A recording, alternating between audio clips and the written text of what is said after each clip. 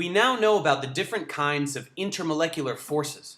And since everything on Earth is made of molecules, we have to be aware of the forces that occur between the molecules that make up a particular substance, as well as the forces that can occur between the molecules of two different substances.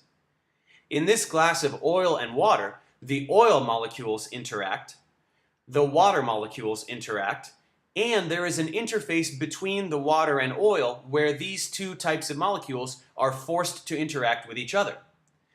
What can we learn about these interactions? Take a look at this droplet of water. It is displaying a phenomenon called drop impact.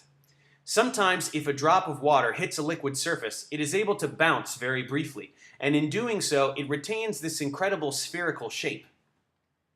But how does it do this? One would think that the impact would cause the droplet to splash apart, and yet somehow it retains this shape even against gravity. What is holding the water molecules together this way? These are called cohesive forces, the interactions that occur between the identical molecules of a particular substance. The water molecules in this droplet are making hydrogen bonds with one another, which is a particularly strong type of intermolecular force. But the molecules at the edge of the substance can't be completely surrounded with other water molecules. So it is energetically favorable for the droplet of water to minimize the surface area of the droplet so that it can maximize the hydrogen bonding that is happening. It is simply the case that a sphere is the shape that has the minimum possible surface area. If the droplet is falling towards the Earth, it will be distorted a bit from a spherical shape because of gravity, but it will still exhibit strong cohesive forces. On the other hand, if water comes into contact with glass, we notice that it does not remain a spherical droplet. Instead, it will smear across the glass, maximizing its contact with the glass rather than itself.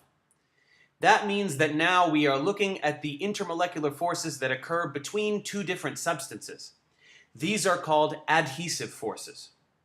Adhesive forces can be attractive or repulsive depending on whether favorable interactions are being made between the two substances. For example, water makes favorable interactions with glass. So in a glass tube, it will create a concave meniscus. This is because water molecules will creep up the sides of the tube against the force of gravity to make more hydrogen bonds with the surface of the glass. This means that the adhesive forces are stronger than the cohesive forces. But mercury is not able to make such interactions with glass, so it will create a convex meniscus. The cohesive forces are stronger than the adhesive forces, so it will stack up mercury atoms in the middle of the tube to try to avoid excess interactions with the glass.